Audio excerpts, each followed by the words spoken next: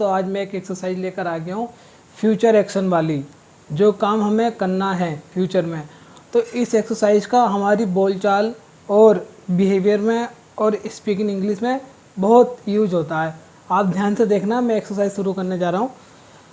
जैसा कि इसमें सबसे पहले क्या होता है, इसमें सबसे पहले हमारा सब्जेक्ट होता है, फिर इज एम आर मतलब कि हेल्पिंग वर्ब होती हैं, इज एम आर, फिर इन्फिनिटिव होता है, फिर वर्ब होता है। इन्फिनिटिव माने आप समझ गए टू, वर्ब माने क्रिया, काम करना, ठीक है। ये प्रेजेंट टेंस के सेंटेंस होते हैं, प्रेजेंट टेंस जो सिंपल वाले प्रेजेंट टेंस होते हैं, ठीक है। प्रेजेंट इंडेफिनिट टेंस नहीं, सिर्फ ओनली प्रेजेंट टेंस सिंपल वाले, पर इनका ताल्लुक जो होता है इससे होता है फ्यूचर एक्शन से, ठीक है। जैसे एक सेंटेंस ले लेते हैं हम, मुझे जयपुर जाना है। अब इसमें यह है मुझे जयपुर जाना है, मतलब एक फ्यूचर एक्शन की तरफ दर्शाता है। जैसे मुझे जयपुर जाना है, ये एक फ्यूचर सेंटेंस है, इसे अभी जाना है। जैसे आप कहीं बैठे हैं और आप किसी से कहना है कि भाई मुझे जयपुर जाना है अब, तो ये एक फ्यूचर सेंटेंस हो गया, लेकिन ये बनता प्रेजेंट टेंस में ही है, बस इसमें इन्फिनिटिव का यूज हो जाता है। जैसे कि हमारा सब्जेक्ट आ गया यहाँ पे आई, फिर हमारी हेल्पिंग वर्ब हो गई, आई के साथ एम आता, आई एम, फिर हमारा बचा इन्फिनिटिव, इन्फिनिटिव हमारा ये आ गया टू। अब बचा वर्ब, वर्ब माने जाना, मतलब कौन जा रहा है, कौन काम कर रहा है, तो हमारा वर्ब हो गया क्रिया, ठीक है। जाना आगे गो, ठीक है। आई एम टू गो, कहाँ जा रहे हैं, जयपुर जा रहे हैं, तो I am go to Jaipur. दोस्तों इसी प्रकार सारे सेंटेंस बनेंगे। जैसे मुझे जयपुर जाना था, I am to go to Jaipur. आपको क्या करना, आपको हेल्पिंग वर्ब के बाद इन्फिनिटिव लगानी है। जैसे आपने सब्जेक्ट लिख लिया, मुझे जयपुर जाना, तो मुझे की आ गई आई, अब बची हमारी हेल्पिंग वर्ब ये आ गई एम। अब बाद में आपको इन्फिनिटिव का यूज करना है टू का, इन्फिनिटिव माने टू, टू हमारा ये आ गया, उसके बाद वर्ब आ गया, फिर ऑब्जेक्ट आ गया जयपुर। बस सिंपल सा तरीका, बस ये आपको इतना याद रखना, फ्यूचर एक्शन वाले सेंटेंस में ही हेल्पिंग वर्ब के बाद इन्फिनिटिव आता है फ्यूचर एक्शन वाले में। जैसे मुझे जयपुर जाना है, मुझे मैसेज भेजना है, जोर दे रहा है, हम काफ़ी जोर दे रहे हैं फ्यूचर एक्शन के लिए, तो वहाँ पर M2 का यूज़ होता है। मैं अभी और एक्सरसाइज लेता हूँ। आपने देखा मैं और एक्सरसाइज लेकर आ गया हूँ और सेंटेंस लेकर आ गया हूँ फ्यूचर एक्शन वाले।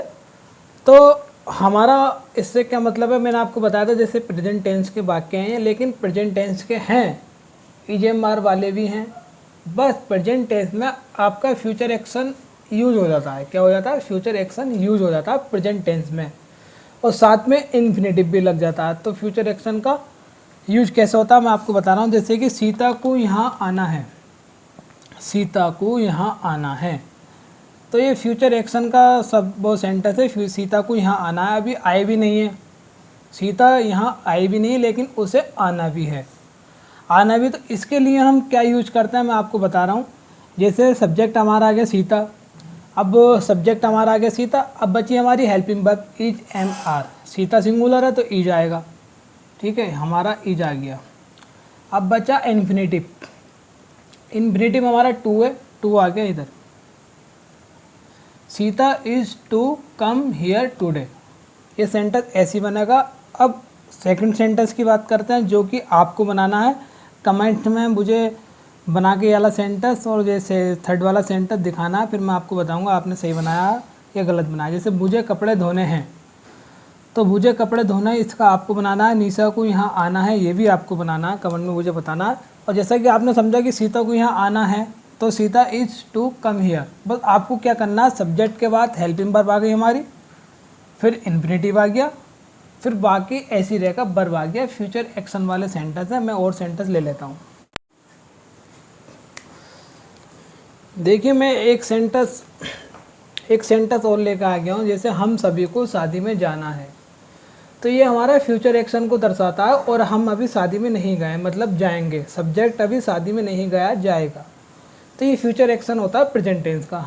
मैंने आपको बताता हुआ चल रहा हूँ कि इसे कैसे बनाना, आप ध्यान से देखना। सब्जेक्ट आ गया हमारा वी ऑल, अब हेल्पिंग वर्ब पी के साथ आर आती है, आर आ गई, वी ऑल आर, फिर इन्फिनिटिव आ गया to, we all are to attend the marriage, we all are to attend the marriage. बस आपको सीधे सीधे ये लिखना है R2M2 is 2, ठीक है। तुम्हें एक पत्र लिखना है, ये सेंटेंस आपको बनाना है। इसका ही बहुत आसान है, सब्जेक्ट लेना है पहला हमारा सब्जेक्ट आ गया, फिर हेल्पिंग वर्ब प्लस इन्फिनेटिव दोनों साथ में लेनी नंबर 2 पे, 3 पे हमारा वर्ब आ गया, फिर ए आ गया, फिर पत्र आ गया, ठीक है। आपको ध्यान से देखना है वाली वीडियो, बस आपको इतना सा करना है। इसके साथ साथ जैसे हेल्पिंग वर्ब होती है M2 फिर is 2 फिर R2, M2 is 2 R2, बस आपको इसका इस्तेमाल करना है सेंटेंस में और आप बहुत जल्दी सीख जाएंगे। बस बोर्ड छोटा सा है लेकिन इंग्लिश आप बढ़िया सीख जाएंगे छोटे से बोर्ड से। आप सब्सक्राइब बढ़वाइए मेरे, फिर बोर्ड भी नया आ जाए। मैं और सेंटेंस लेकर आ गया हूँ, जैसे कि मेरी बहन को खाना बनाना है। ये भी एक फ्यूचर एक्शन को दर्शाता था। माई सिस्टर क्या आएगा यहाँ पे, इज़ टू कुक फूड। खाना बनाने को कहते हैं कुक, खाने को कहते हैं फूड, ठीक है। My sister is to cook food. तो मेरी बहन, ये भी एक पूरा सब्जेक्ट होता है। मेरी बहन, मेरा भाई, मेरा भाई, मेरी बहन। आप ये मत मानिए कि मेरी सब्जेक्ट है, मेरी बहन ये पूरा सब्जेक्ट है, मेरे भाई ये भी पूरा सब्जेक्ट है, ठीक है। My sister is to cook food, ठीक है। अब मेरे भाई को अपना काम पूरा करना है, तो माई ब्रदर क्या करना है आपको, यहाँ पे भी इज़ टू आना है। My brother is to complete his work. काम पूरा करने को क्या कहते हैं, कंप्लीट। अपने हिस आएगा, काम को वर्क हो गया, तो my brother is to complete his work. My sister is to cook food. बस आपको इतना सा याद रखना है, इसका यूज करना है ज़्यादा से ज़्यादा स्पीकिंग में। अपने दोस्तों के साथ बैठना है, आपको उनसे इंग्लिश में बात करनी। इसी प्रकार इंग्लिश में बात करोगे जब भी आपसे इंग्लिश आएगी, नहीं तो नहीं आएगी।